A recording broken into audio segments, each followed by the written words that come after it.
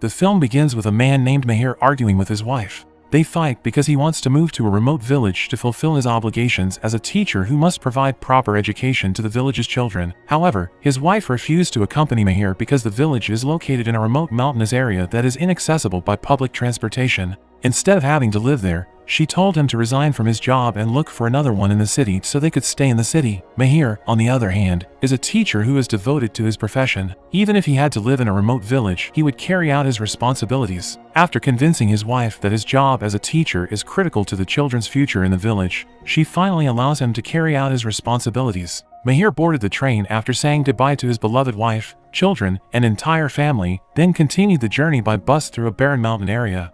Mahir arrived at the final destination after a long journey. He was taken aback because all he could see were barren hills as far as the eye could see. The bus attendant then informed Mahir that the local government was only providing transportation until the last bus stop, so he would have to continue his journey on foot through the mountainous terrain because his destination village was located behind the mountain. Mahir finally arrived at his destination village after several hours of walking. However, as a foreigner visiting the village for the first time, the villagers greeted him at gunpoint. Mahir informed them right away that he was a teacher assigned to teach there. When he heard this, one of the village elders, an elderly man named Mudir Davut, greeted him joyfully. Mahir then inquired about the location of the school where he would be teaching. Davut claimed that the government had never built a school in his village. As a result, Mahir's arrival in the village gave the children in the village renewed hope that they would receive a proper education like other children. Not only that, but Davut hopes that with Mahir's arrival in their village, the government will begin to pay attention to their village by building schools, clean water sources, and power plants to improve the villagers' lives. Mahir notices a disabled man being bullied by the village children on his way to Davut's house. His name was Aziz, and he was Davut's son. Mahir and the village elders then meet at Davut's house, where he insists on finishing the school, despite the fact that he does not teach the children in the cattle shed because children do not farm animals.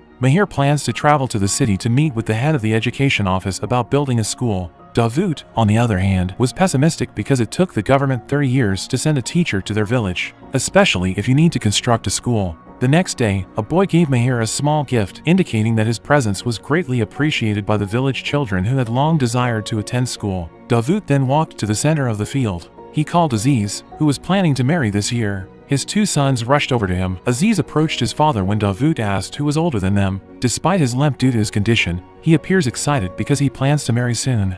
Davut then greeted him warmly and wrapped his arm around his child. However, because of Aziz's disability, Davut decides that Silal, Aziz's younger brother, will marry first. Silal advised his mother to look for a woman with good teeth before she looked for a future wife for him. In that village, the prospective bride will be introduced by the future groom's mother, who will be accompanied by his daughters-in-law and sisters. Hazar, Silal's mother, arrived at the bride-to-house bees and joyfully greeted her. After bringing drinks for her future mother-in-law, Saliha was asked to read a chapter from the Quran without looking at the text. She had surprisingly good memorization of the Quran. Furthermore, the bride-to-be is good at cooking and caring for the household, and she can walk gracefully on a rope, so Hazar is becoming increasingly convinced that she is the right choice for her son. However, when she examined Saliha closely, she discovered that she did not meet Silal's requirement of having good teeth. However, Hazar still accepts Saliha as Silal's future wife because she values good character and temperament over physical appearance. When Saliha's family inquired about Silal, Hazar and her family proudly boasted about him in front of them. To cut a long story short, Silal and Saliha's wedding was finally held. In a lively procession, the bride-to-be is paraded to the groom-to-house. Silal was encouraged before meeting his future wife by his brothers, who told him that his future wife was a beautiful woman and their mother's best choice. He was overjoyed when he heard this because he believed his mother had succeeded in finding a woman who met his criteria. Silal finally met Saliha and complimented her on her beauty. He was taken aback, however, when he noticed Saliha smiling broadly and flashing her teeth. Mahir and Davut intend to travel to the city the following day to meet with the head of the education office. Before leaving, Aziz approached them as if he wanted to accompany them. Davut told Aziz to go home because he couldn't express himself because he couldn't speak. Davut tells Mahir that he has tried various methods to treat Aziz, but his efforts have failed, so he has given up on Aziz's condition and believes it is a fate determined by God. On the way, they came across a group of men riding horses and carrying weapons. Mahir believes they are robbers. However, Davut stated that they were villagers guarding the area and not robbers as rumor had it. He refers to them as the Mountain Lion Army and claims that they never steal, let alone rob and kill people. Davut and Mahir arrived at the education office after a long journey. However, the head of the education office informed Davut that their budget for building a school was limited, so he declined Davut's request to build a school in his village. The head of the education office then told Mahir that if there was no school building in the village, he did not need to perform his duties and could go home. Davut seemed disappointed to hear this because he had been hoping for a proper education for the children in his village for a long time. Mahir, on the other hand, couldn't do anything because it was all against his will. When Mahir returned to the inn, he remembered the children in the village who greeted him with joy because they could finally attend school. He felt sorry for them because they were unable to obtain the education they had always desired. After considering various options for assisting the children,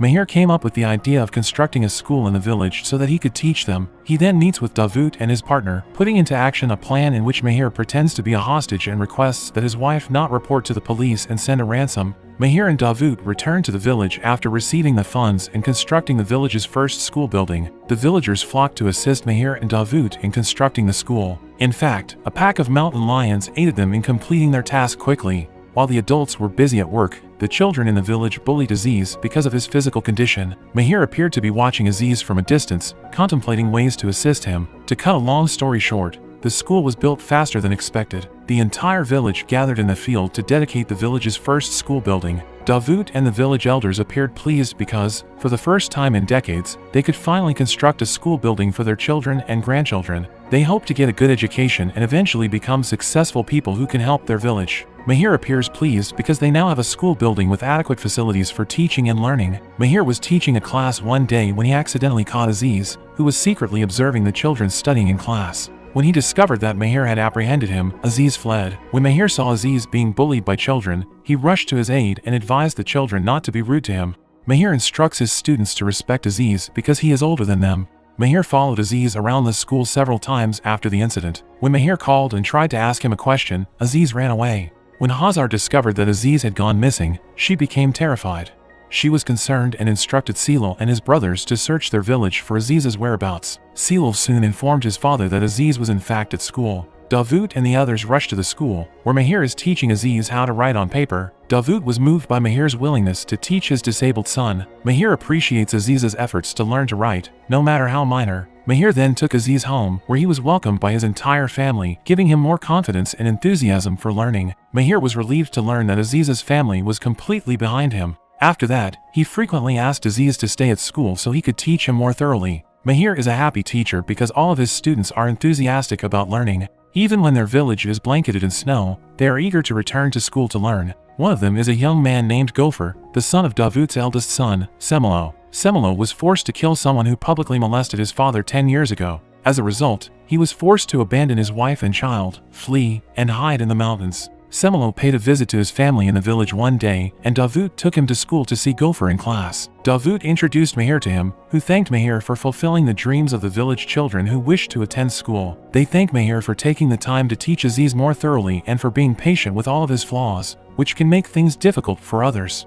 Simultaneously, Semelo's wife asked him to accept responsibility for his actions by turning himself into the police. She stated that she couldn't live with the uncertainty any longer and that she didn't want Gopher to grow up without a father figure by his side. Semelo attempted to defend himself by claiming that he was only fighting for his father's rights. Davut then counseled his son, saying that while fighting injustice was important, protecting his family was even more so. He proposed that Semelo surrender so that he could later return to his family and live peacefully with them.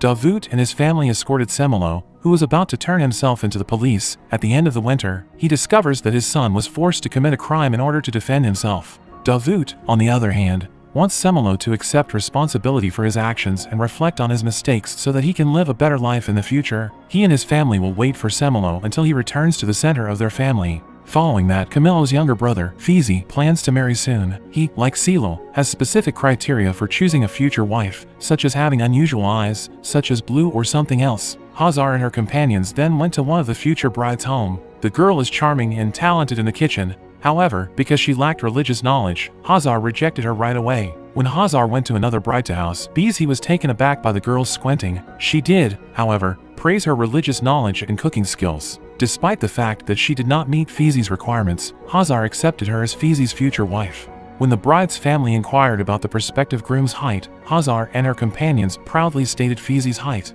To make a long story short, Fizi's wedding day arrived. Before meeting his wife, Fizi's brothers informed him that his mother had chosen the best girl for him. When he finally met his wife, Fizi accepted the girl of his mother's choice with grace, despite the fact that she did not meet the criteria he desired.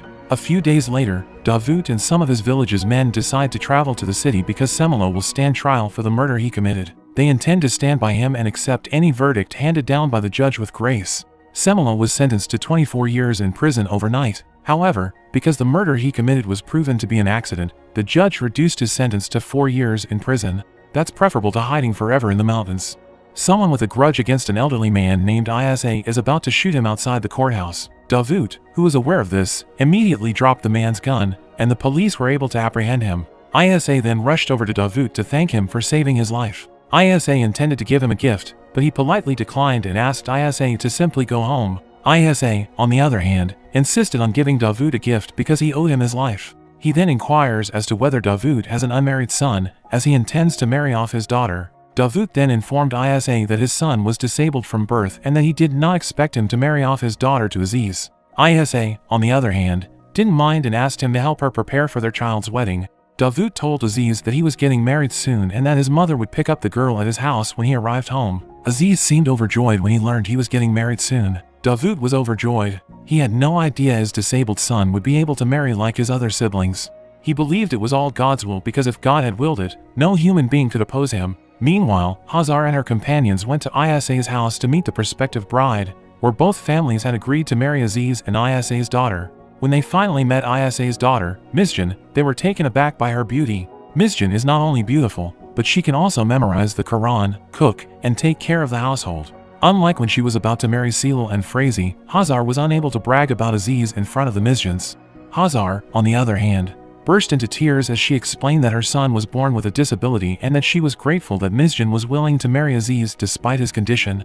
Following that, Isa drove his daughter to the home of her future husband, where the wedding would take place. After meeting Aziz, neither Isa nor Misjan regretted making him Misjan's husband. Hazar then advised Misjan to continue performing her wifely duties to the best of her ability and to accept Aziz's condition as it is because his disability is God's will, and they must accept it gracefully. When Aziz finally met his wife, he was taken aback by how beautiful she was. Misjan performs her wifely duties admirably. She appeared to adore and care for her husband. She then told her mother-in-law that she no longer needed to be concerned about Aziz because she would look after him from now on. However, Aziz and Misjan's household became the subject of gossip among the village's women.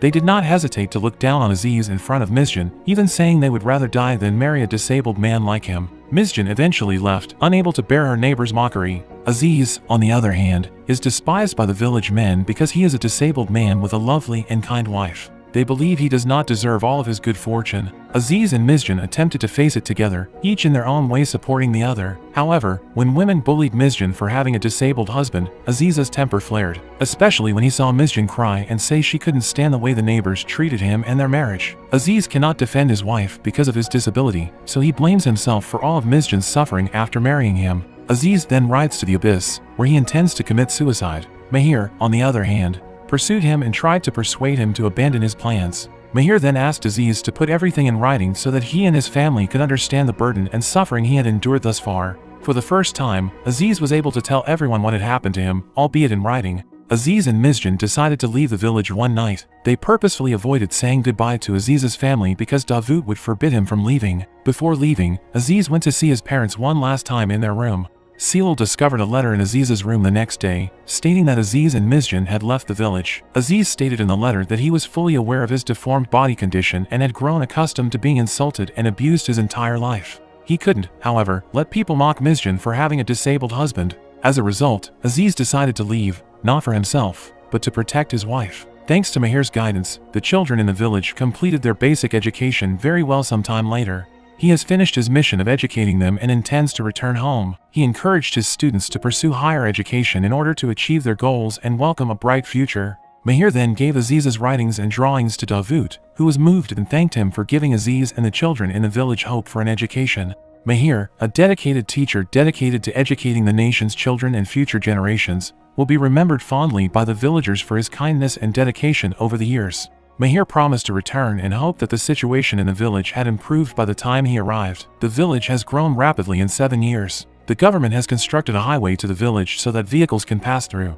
the villagers now have access to a variety of clean water sources, as well as electricity distribution to all parts of the village. Davut notices a car driving toward their village one day. When the car finally arrived in the village, he was surprised to see Mahir and his wife get out of the car. Davut and his family welcomed Mahir and his wife as if they were their own. Soon after, a boy emerged from the car, accompanied by a tall and brave man. He was Aziz, who was no longer limping and could walk normally. He can even speak fluently and expresses his longing for his family. Davut and Hazar were astounded to see such a drastic change in their son and thanked God repeatedly for all the miracles bestowed upon Aziz. Aziz then told his family that he could recover because of his wife's patience and sincerity, who always took care of him and motivated him to get better. Mizjan appeared to be happy behind him, holding their tiny baby. In this film, Aziz's story is based on a true story about a disabled man who recovered thanks to the support of his wife, who was always by his side in joy and sorrow.